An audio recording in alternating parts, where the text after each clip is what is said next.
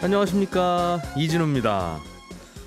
주가가 내릴 것 같은 주식을 어딘가에서 빌려서 먼저 팔고 약속한 기간 안에 다시 사서 되갚는 걸, 그래서 그 차익을 수익으로 가져가는 걸 공매도 투자라고 하죠. 그런데 이런 공매도를 하려면 누가 주식을 빌려줘야 하는데, 개인들도 자기가 가진 주식을 남에게 빌려줄 수도 있습니다. 이건 어떻게 하면 되는 건지, 또 반대로 혹시 나도 모르게 누가 내 주식을 빌려가 있는 경우는 없는지, 또는 빌려주기 싫으면 어떻게 하면 되는 건지 등등, 잠시 후에 이 내용 좀 자세하게 알아보겠습니다.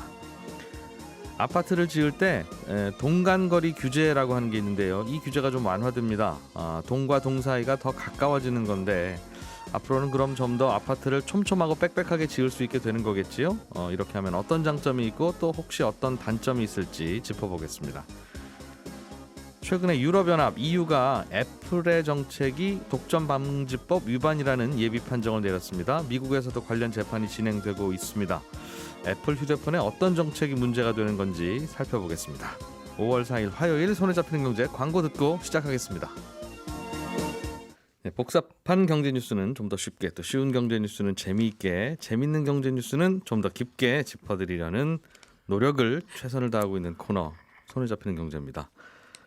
손에 잡히는 경제 박세훈 작가 나오셨고요. 오늘도 김현우 행복자산관리연구소장, 그리고 고란 경제전문기자 세 분과 함께하겠습니다. 어서 오세요. 네, 안녕하세요. 앞에 멋있네요. 네. 헤이요 라임 넣어줘야 될 것 같아요. 제가 썼습니다. 김현우 소장님부터 들어보겠습니다. 개인들이 보유한 주식을 공매도에 쓰이는 경우가 있겠죠. 빌려주면. 네. 그러니까 내가 보유한 주식을 내가 누군가한테 빌려줘서 누가 그 주식으로 공매도를 치면 내 주가가 떨어지는 거니까. 결과적으로 그렇죠. 이거 내가 내 발등 찍는 일은 왜 하나? 이제 이런 생각들을 하게 되실 거예요. 네네. 혹시라도 나 모르는 사이에 내 주식을 빌려갔을까봐. 네. 요즘 개인 투자자들이 안 그래도 공매도 때문에 주가가 떨어져서 좀 예민해져 있는데, 그런 구멍이 없나? 이제 이게 논란이 되고 있는 것 같습니다. 네. 그런데 내가 모르는 사이에 빌려갈 리는 없고, 가끔가다 이제 증권사 처음 접속 화면에 팝업 창으로 이벤트 알림 뭐 드립니다 해가지고 다음 클릭하다가 하실 수 있는 여지는 있습니다. 이게 뭐냐면 내 주식을 이제 증권사에 맡기고 그걸 네. 이제 빌려가도록 만드는 게 주식 대여 서비스 혹은 뭐 대여 풀 서비스, 증권사마다 이름은 조금씩 다릅니다. 네. 이런 건데, 요거는 이제 별도 신청을 해야 되고, 이렇게 신청을 하고 나면 누군가 그 주식을 빌려가서 여러 가지 용도로 쓰이는 거죠. 주로 이제 말씀하신 공매도에 쓰일 가능성이 높고요. 빌려갔으면 이자를 줍니까? 네, 그렇습니다. 이제 주식을 빌려주면 연 0.1에서 한 5% 정도 사이에서 네. 종목이라든가 수량이라든가 뭐 기간, 상황 이런 거에 따라서 수수료를 지급을 해주는데, 당연히 이 수수료에도 세금이 붙습니다. 예. 좀 세게 붙어요. 연간 5만 원까지는 세금을 안 받는데 300만 원 이하까지는 22% 기타 소득세, 또는 이제 300만 원 초과 시에는 종합과세를 합니다.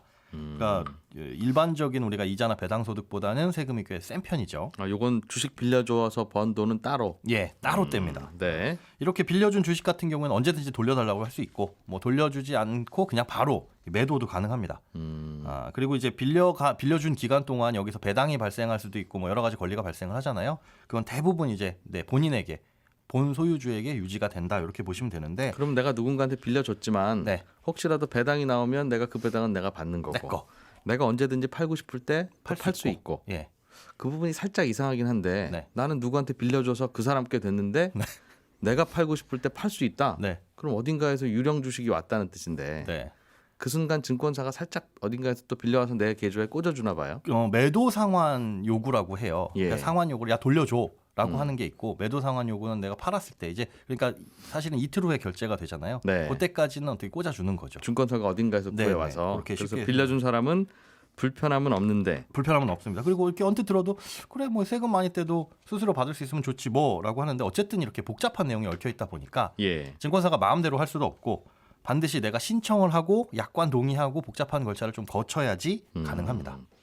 그렇게 해서 절차를 거쳐서 모은 주식의 풀, 네. 그걸로 요즘 공매도 서비스를 시작한 거죠. 공매도 서비스를 시작했는데 그게 대부분 이제 개인 공매도 예. 용 풀로 씁니다. 그러니까 개인이 사실은 개인 공매도가 여지껏 잘 안 됐던 이유는 주식을 빌려주는 곳이 없었기 때문이에요. 네. 내가 빌릴 만한 곳이. 예. 기관이나 외국인들은 기관끼리 혹은 외국인끼리 혹은 교차로 이 주식을 빌릴 수가 있었는데 개인이 좀 주식을 어디서 빌려서 팔려고 하다 보니까 빌려준다는 곳이 없었거든요. 예. 비용도 비싸고 그래서 빌려줄 만한 사람을 주선을 해줬는데 그게 지금 좀 전에 말씀드린 개인이 빌려주는 주식들 그거 모아서 그런 것들을 이제 한데 모은 겁니다. 예전에도 개인들이 나 어차피 주식 팔 거 아니니까 네. 갖고만 있기 좀 그러니 내 주식 누가 빌려가서 공매도를 하든 뭘 하든 네네. 나한테 수수료만 좀 내라 하는 예. 분들이 꽤 있었죠 네, 그동안에도. 그게 바로 이런 분들이고 그 다음에 요번에 K 대주 시스템의 한 가지 일부분으로 시작이 된 게 뭐냐면 주식을 담보로 대출받는 경우 있잖아요. 예. 뭐 신용융자라고 하는데 사실은 엄밀히 말하면 신용이라기보다 내가 갖고 있는 주식을 담보로 대출받는 거니까 주식담보대출이라고 보시면 됩니다. 근데 그렇게 맡긴 주식은 그냥 증권사에서 가만히 갖고만 있거든요. 네. 그런데 요 가만히 갖고 있는 주식을 누군가한테 빌려주는 것을 허락합니다라고 동의를 하게 되면 그 주식도 조금 전에 말씀드린 대로 다른 사람한테 빌려줘서 네. 공매도로 활용을 할 수도 있기도 해요.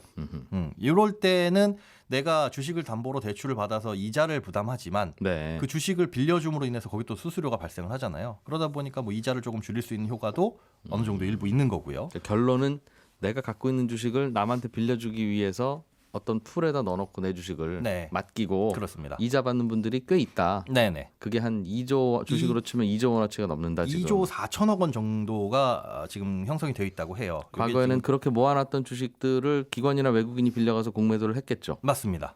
그런- 개인이 이렇게 풀에 담궈놓은 것도 기관이나 외국인이 빌려갔었는데 예, 지금은 이제 개인에게 공매도가 일부 허용이 되다 보니까 이 주식을 그렇게 사용을 해라 예. 라고 해가지고 증권금융이라는 곳에 큰 풀을 형성을 해놓고 여기다 이제 개인별로 십시일반 담아놓은 형태가 되는 그럼 그 거예요. 2조 4천억 원어치의 주식은 이제는 개인들만 빌려다 공매도할 수 있어요? 100% 개인들이라고 하는 거는 확인을 좀 해봐야 되는데 예. 대부분 이쪽으로 들어가는 개인용으로 거죠. 바뀌었다. 사실 이 절차가요. 2019년 10월 이전까지는 그냥 증권사 마음대로 썼습니다. 개인 동의하고 뭐고 하는 절차가 없었어요. 예. 그런데 2018년에 골드만삭스 불법 공매도 사건이 나면서 개인들 사이에서 굉장히 여론이 안 좋아졌습니다. 나도 모르게 내 주식 빌려가서 공매도 친다고? 예. 라고 해서 금감원이 이거 시스템을 만들었고요. 근데 지금 아마 많은 분들이 내가 주식을 빌려줘도 된다 그랬나 안 된다 그랬나 아마 가물가물하실 거예요. 그 이유가 그냥 클릭 하다 보면 그냥 동의를 하게 되는 네. 거거든요. 몇 년 전에 증권사들이 그렇게 풀로 모아서 빌려주면 네. 중간에 또 증권사들은 중간 수수료를 수수료 먹고. 받을 수 있어서 그렇죠. 뭐 사은품 드립니다, 뭐 얼마 드립니다 하면서 동의해 주세요 하는 그런 캠페인으로 동의 많이 받아갔어요. 네. 그러니까 저도 어느 순간 한지 모르겠는데 한 걸로 돼 있더라고요. 그러니까 그런 분들이 많더라고요. 네. 인터넷에도 많고 지금 뭐 문자 예. 주신 분들 중에도 5210님이 처음 주식할 때 잘못 눌러서 내 주식을 다른 사람이 빌려갔다 하시는데 네. 이렇게 보기에는 뭐 수수료 준다고 하니까 이자를 예. 준다고 하니까 다음 눌러서 빌려줄 수 있는데 거기까지만 보면 우리한테 이득일 수 있어요. 하지만은 처음에 말씀하신 것처럼 결국은 그게 주로 공매도에 활용되다 보니까 내 주식 공매도 하는데 쓰이는 거고. 내 주식을 누군가 딱 내 주식이죠. 그러다 보니까 내 주가가 하락하는 데 영향을 미치는 거다 보니 네. 말씀해 주신 그래서 대로 발등 요거 찍는 싫으신 분들은 증권사 각각 HTS 화면에 보면은 그 해제할 수 있는 그 칸이 있거든요. 메뉴가 아니, 있죠. 메뉴가 있어서 거기 들어가서 해제 누르시면 됩니다. 근데 빌려줄 때도 나도 어떻게 하는지 몰라서 얼떨결에 버튼 누르다가 빌려주셨는데 네. 다시 메뉴로 들어가서 해제하는 걸 찾아서 하기가 쉽지는 않을 듯하긴 해요. 제가 요거를- 어제 여러 가지 증권사를 들어가 봤는데 네. 이 명칭도 다 다르고요. 메뉴가 들어있는 곳 어떤 곳은 업무라는 메뉴에 들어있고 어디에는 뱅킹이라는 메뉴에 있고 전부 다 다르기 때문에 굉장히 예. 찾기가 어렵습니다. 좀 예. 짜증나더라고요. 하면서도 그러니까 혹시나 확인해 보실 분들은 그렇게 한번 확인을 해보시고 별도로 취소를 해야 내 주식을 누가 안 빌려갑니다. 2조 4천억 원 동시에 누가 다 팔아버리면 그렇죠. 이제 개인이 공매도 할 수 있는 건 이제 빌려올 곳이 없어지는 걸. 근데 수도 요즘도 개인들이 일부 하기는 하지만 어제도 공매도 물량이 많이 나와서 주가가 많이 떨어졌는데 있겠네요. 네, 대개는 외국인 기관이 네. 공매도를 하잖아요. 그렇습니다. 그러니까 내가 지금 빌려주기로 동의해서 2조 4천억 원어치 풀에 들어있는 이 주식은 네, 기관이나 외국인들이 가져가는 공매도가 아니라 아닙니다. 예, 손대진 않습니다. 그러니까 내가 내 주식 빌려가지 마라고 하더라도 외국인 기관은 불편한 건 하나도 없는. 하나도 없어요. 그러니까 예. 외국인과 기관들끼리 서로 빌려가는 게 대부분 이제 70%의 물량이거든요. 서로 빌려주고 빌려가는 게. 알겠습니다. 그러니까 영향은 없다. 누가 내 주식을 나 몰래 빌려가서 공매도 풀로 사용하는 경우는 없는데 네, 그렇습니다. 나도 언젠가는 동의를 했던 건데 내가 동의를 했는지 안 했는지 기억은 가물가물하고 네. 그게 정 싫으면 증권사 메뉴에 찾아가서 나는 이거 동의 안 합니다. 내 네. 주식은 내가 안 쓸 때도 빌려주지 마세요. 네, 메뉴를 이렇게. 찾기 힘드시면 그 돋보기 모양 검색 있죠. 거기에 대여라고 치면 보통 검색이 다들 되더라고요. 관련 메뉴들이. 네, 네. 그런데 또 다들 이렇게 안 빌려주면 개인들 공매도를 못 하죠. 그렇죠. 그 작년까지만 해도 개인들 공매도 좀 하게 해주세요라고 해서 이렇게 만들어놨는데 근데 이게 그 풀로 형성되는지 모르시는 분들이라면 다 빼버렸는데 이게 개인 거였어? 라고 하면 또 근데 내가 공매도를 하고 싶으면 누군가는 빌려줘야 되는데 그렇죠. 공매도를 하게 해주고 주식은 빌려주지 말라고 하면 이 시스템은 안 돌아가잖아요. 안 돌아가죠. 안 돌아갑니다. 박세훈 작가 아이템으로 넘어가 보겠습니다. 아무튼 그런 게 있어요. 예. 자, 애플이라고 하는 회사는 세계 최대의 기업입니다. 시가총액으로 네, 1위죠. 보면 유럽에서 독점 방지법 위반을 했다는 예비 판정을 받았는데 네. 애플에 걸린 시비거리가 뭐예요? 이 내용이 조금 복잡한데 예. 잘 한번 설명해 볼게요. 애플은 지금 앱스토어에서 서비스 판매하는 업체한테 수수료를 받습니다. 앱스토어는 앱이 올라가 있어서 앱 마켓이라고 생각하면 돼요. 앱 다운로드 받을 때 그렇습니다. 들어가는 시장. 예. 네. 연매출 11억 원 이하인 회사한테는 15%, 그거 이상 버는 회사한테는 30%를 받습니다.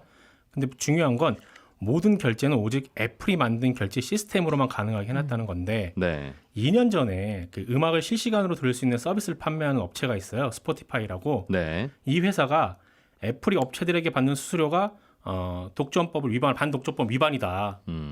이유가 좀 살펴봐 달라 이렇게 신고를 했고 한 2년간 이유가 들여다봤더니 예. 맞네, 이건 반독점법 위반 맞네라고 예비 판정을 내린 겁니다. 그러니까 애플이 뭔가 독점권을 활용해서 나쁜 짓 한 거다. 그렇습니다. 뭘 잘못했다는 그러니까 거예요? 이 사안의 핵심은 예. 그러니까 일부 언론에서는 단순히 애플이 수수료를 30%를 받는다, 수수료가 과하다. 과하다 이런 걸 예. 지적하는데 핵심은 뭐냐면요. 애플이 다른 업체에게 매기는 수수료가 공정하지 못하다는 겁니다. 무슨 얘기냐면 애플도 2015년부터 자기들이 만든 애플 뮤직이라는 서비스를 제공하고 있는데 네. 그 스포티파이가 하는 거랑 똑같은 서비스입니다. 실시간으로 음악을 들을 수 있게 하는 거고요. 스포티파이 입장에선 경쟁 업체인 거죠, 애플 뮤직이. 네. 그런데 애플이 자기네들이 서비스하는 애플 뮤직에는 수수료를 안 받고 스포티파이 자기들한테만 수수료를 받는 건 이건 불공정한 게임이다. 이건 애플 뮤직한테 혜택을 주는 거다. 예. 라는 게 스포티파이의 주장이었고 이유도 봤더니 그러네, 이건 공정하지 못한 게임이네. 수수료 30%를 받는 건 그거는 논외고 네. 수수료를 얼마를 받든 네. 애플이 스스로 뭔가 앱을 만들었다면 거기서도 알아서 떼어야 되는 거 아니냐. 네. 떼든지 아니면 다른 업체들도 안 받든지 똑같이 하죠. 똑같이 아, 운동장은 평평하게 만들어줘야 되는데 참 모호하네요. 그렇죠. 공작권 침해 느낌인데. 그렇죠. 그렇지 않다는 게 학원 원장님 자녀분들도 학원비 내고 다녀라. 그 얘기죠. 그죠? 뭐라면 좀 비유하기가 좀 맞지 않나요? 그 얘기죠. 애플이 애플 뮤직을 서비스할 때 애플 뮤직한테도 30% 떼라는 건데 네. 굳이 떼라고 하면 떼긴 하겠으나 같은 주머니 아닙니까? 그러니까 학원 원장님이 아이들한테 그래 니들도 그럼 학원비 내라 하고 용돈 주고 그 용돈으로 다시 받으면 매출로 잡혀서 세금은 내겠죠. 어쨌든 그리고 아까 말씀드렸듯이 애플은 네. 오로지 자기들이 만든 결제 시스템에서만 결제를 하게 하는 건데 예. 그럼 이거라도 좀 풀어라. 우리가 따로 자체적으로 결제 시스템 만들 테니 여기서 결제라도 하게 해라. 그럼 수수료 덜 낼 테니까 이런 요구도 했는데 애플은 말도 안 된다고. 그 부분이 특히 더 논란이더군요. 그렇죠. 그러니까 스포티파이라는 업체가 애플에다가 앱을 올려놓고 저희 음악을 구독하시려면 한 달에 10,000원쯤 내야 되는데 네. 애플이 30% 떼어갑니다. 그러니 여기 말고 다른 곳에서 결제하시면 누이 좋고 매부 좋습니다. 애플만 싫어하지. 라는 설명을 앱에다 달아놨더니 애플이 그걸 보고 이런 나쁜 놈들이 그러면서 이제 그 스포티파이한테 이거 내려 이 앱 서비스 안 해줄래 이제 이랬다는 거죠. 아니요. 그렇다고 아니에요? 그러던데. 그거는 지금 오늘부터 이제 재판이 시작되는 미국의 예. 에픽이라는 회사가 있어요. 예, 에픽하이. 예. 예. 에픽 게임즈. 에픽 게임즈.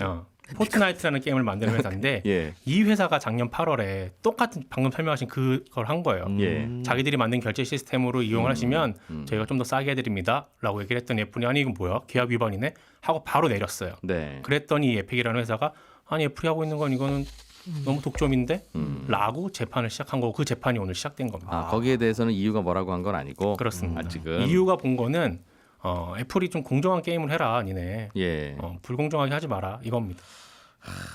근데 이제 애플 입장에서 보면 애플 측의 거기에 대한 애플 측의 반론도 일리가 없어 보이지는 않는 게 예. 우리가 예를 들면 롯데백화점에 가서 옷을 사러 갔더니 옷 파는 점원이 사실은 이거 하나 팔면 저희가 40%나 수수료 내야 되니까 요 길 건너 이마트 가면 똑같은 옷 있습니다. 거의 제 동생이 거기서 장사하는데 네. 거기 가서 사세요. 라고 하는 거예요. 네. 그러면 롯데백화점 직원 입장에서는 아니 뭐 장사를 이렇게 하시나 우리는 그렇죠. 자릿세 받아야 되는데 라고 해서 나가세요라고 할 수 있는 거잖아요. 그렇죠. 애플은 수수료 예. 받아야 이거 갖고 통신사, 뭐 신용카드사, 결제 대행사 이런 결제 수단 제공하는 회사들한테 비용을 낼 수 있다. 그리고 개발사들 입장에서는 이미 우리가 만들어진 시스템을 통해 가지고 니네 장사 잘했으면서 왜 이제 와가지고 이거 가지고 시비를 거는 거냐 예. 이렇게 얘기를 하고 있는 거죠. 애플은 어떻게 생각해요? 저 뒤에 이 에픽은 예. 에픽이라는 곳이 조금 잘못한 것 같은 개인적인 생각인데. 게임 회사? 네. 아니 오죽 수수료 30%가 네, 오죽 맞아요. 부담됐으면 그렇죠. 네, 여- 사실 초반에 판을 깔아준 거는 애플이 맞는데 네. 그래서 애플의 주장은 우리가 판을 안 깔아줬으면 그 수많은 개발자들이나 니네 업체들이 어디서 장사할 수 있겠느냐가 그렇죠. 애플의 주장인데 지금 그렇게 초기에 판을 깔아가지고 비용을 들였으면 지금은 거의 그냥 비용이 안 들어가는 구조의 마켓을 지금 이미 구축한 거잖아요. 애플 입장에서는. 그러니까 니들은 돈 많이 벌지 않냐 애플. 근데 여기 이 상황에서 지금 수수료가 점점점 올라갔어요. 그래서 지금 현재 30%까지 올라간 건데 지금 상황에서 30%를 받는 게 맞냐라는 거고요. 이 30%를 애플이 받기 때문에 개발사 입장에서는 소비자한테도 더 비싼 수수료를 매길 수밖에 없어요. 비싼 값을. 결국 그 장사고 우리 백화점 모델이 그거잖아요. 백화점에서도 그렇죠. 뭐 하나 팔면 뭐 옷 같은 거는 한 4-50% 떼고 네.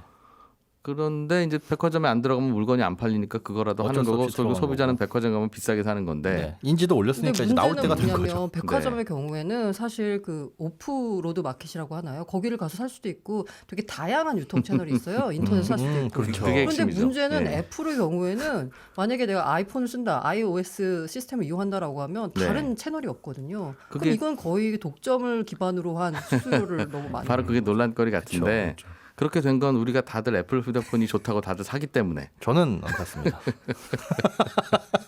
그래서 이 악순환을 소비자 입장에서 보면 악순환 네. 그래서 이것을 저는 정부가 개입을 해서 좀 조정을 해줘야 된다는 생각이 듭니다. 정부가 과하다. 시장에 맡기면 이 애플이 아니, 감정은 그럴 30% 거예요, 다들. 네. 그 애플이 30% 받아가는 게 좋습니다라는 분들이야 어디 있겠어요.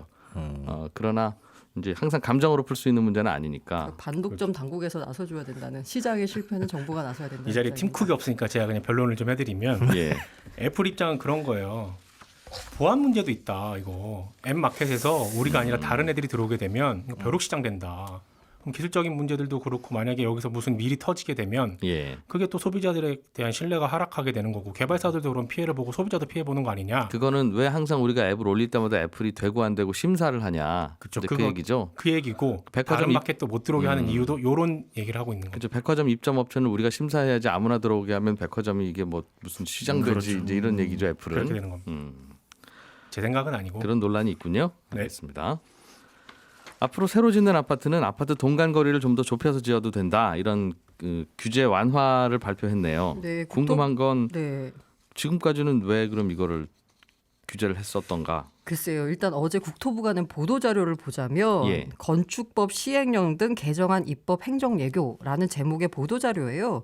그러면서 그 내용을 보니까 낮은 건물이 전면에 있는 경우 후면의 높은 건물이 채광에 미치는 영향이 크지 않다. 그래서 지금까지는 낮은 건물 높이 0.5배 또는 뒤에 있는 높은 건물 높이 0.4배 중에서 큰 거리를 띄우도록 하는 네. 조항이었습니다. 그런데 뒤에 있는 높은 건물의 0.4배가 아니라 그냥 낮은 건물 높이 0.5배만 띄워라로 조금 완화를 해준 거죠. 그 낮은 건물이 앞에 남쪽에 네네. 있으면 낮으니까 해를 좀 덜 가리니까 네, 맞습니다. 그거는 뒷건물이 크게 불편하지 않으니 좀 붙여서 지어도 되도록. 네. 어. 그런데 그래서 여기서 그러면 왜 이렇게 하느냐라고 봤더니 국토부 보도자료에 네. 공동주택 단지 내 동간거리 개성으로 다양한 도시경관 창출이 기대된다.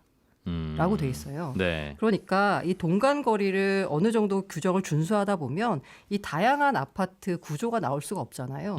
그리고 뭔가 좀 뭐 아름답게 뭐 이렇게 만들 수 있는 그런 여지가 좀 적다. 네. 라는 게 취지인데요.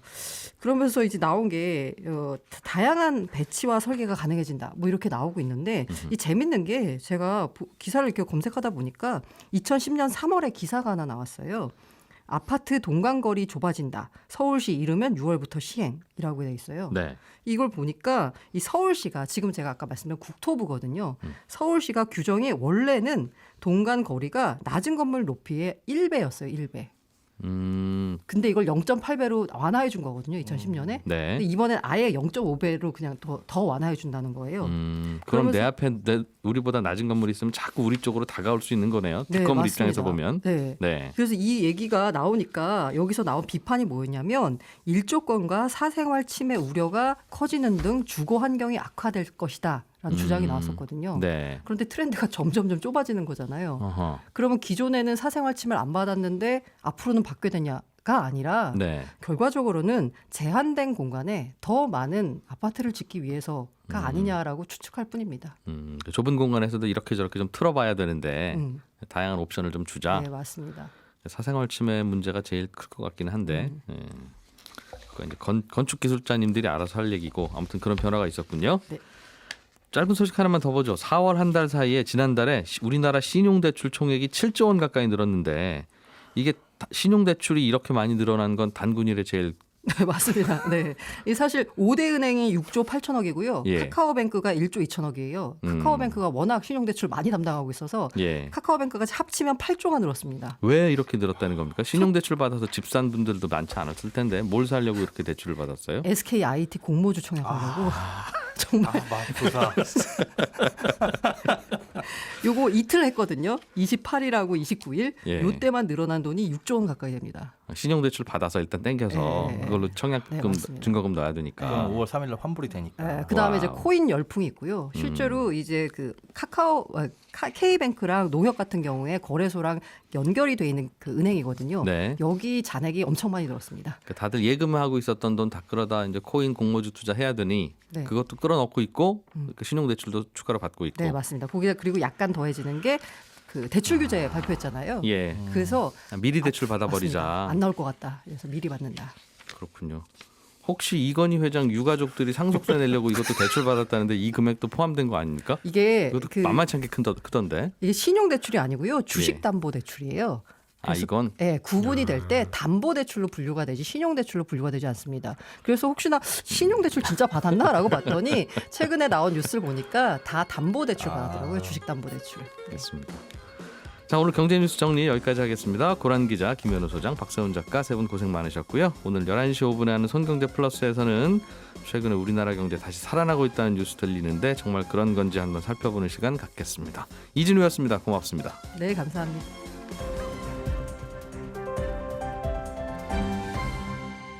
경제를 생각하는 사람들의 즐거운 습관. 이진우의 손에 잡히는 경제.